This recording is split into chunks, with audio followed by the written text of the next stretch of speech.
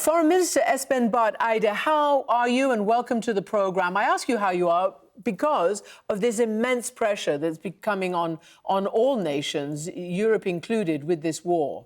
Well, thank you for asking. I mean, this is actually a very dangerous situation because this war does not only create havoc in the Gulf and in the Middle East, but has very serious global consequences. We're seeing not only the rising price of energy, but also the shortages and the threats to supply, also on fertilizer, which means food in the future, and to supply chains in general. So this is really a situation that, if it's allowed to continue, will be very bad for the people in the region, obviously, who are most affected, but also undermine the global economy. So I think this has economic and political and security implications for everyone, which is why I really want this war to stop. I really think it's time to find a diplomatic solution that all sides can live with. We have an Iranian regime which has, previously demonstrated its ambition to have nuclear weapons. That should not happen. But I think that these things are best taken care of through going back to negotiations and get some very firm agreements with very strong inspection mechanisms to make sure that Iran can never get a nuclear weapon. I think that the current situation has moved into a stalemate that is just making the world more dangerous for everyone. As you know, President Trump has called upon Europe to help. He's variously said, you're ungrateful, you're cowards, you're this and you're that. Norway has been to say, response is to stand up to that pressure and say, Norway will not do that. That was your prime minister.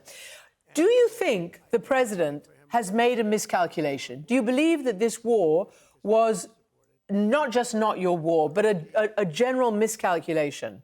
Well, I'm afraid that what we are seeing now is that at least there was a serious underestimation of the capacity of Iran to conduct a long-term asymmetric counter-campaign, because, in a certain sense, Iran has the advantage of the underdog, that it does not need full spectrum dominance.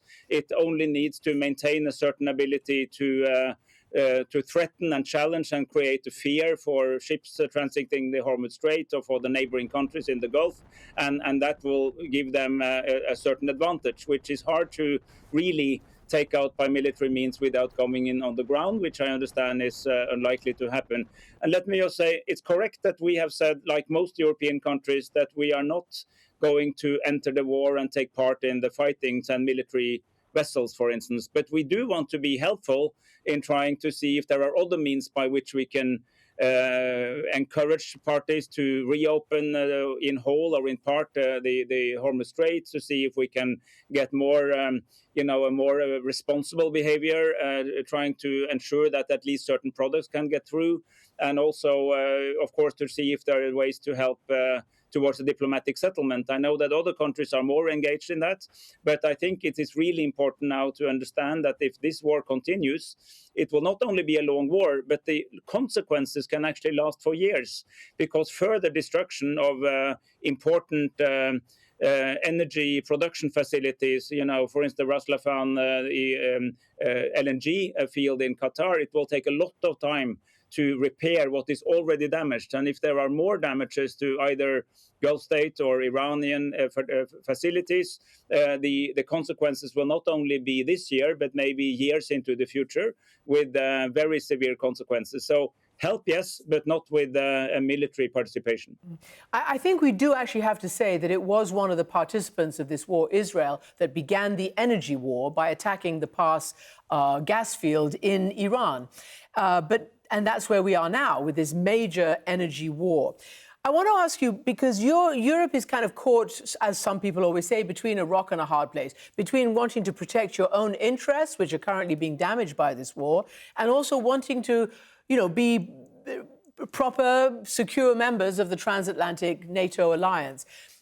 You haven't joined, but nonetheless, many European countries are actually facilitating parts of this war, whether it's the UK, whether it's Germany, using their bases. How much pressure are you all under? And with that question, Marco Rubio, Secretary of State, is coming to Europe to meet with the G7. I know you're not G7, but what do you expect that conversation to be? So I hope that conversation will be around trying to find out where we can have some landing zones where this war can be brought to an end in a proper manner. Because what we all agree upon, and very strongly so, is that we have to ensure that Iran can never attain a nuclear weapon. They don't have any yet. They were not around the corner in getting them either. And we know that from the JCPOA times when there was a nuclear agreement. But we still have to work together, preferably by diplomatic means and by agreements and inspection, to ensure that will not happen in the future. And so there are many things to discuss beyond the actual military contributions. And Norway is a country that takes NATO very seriously.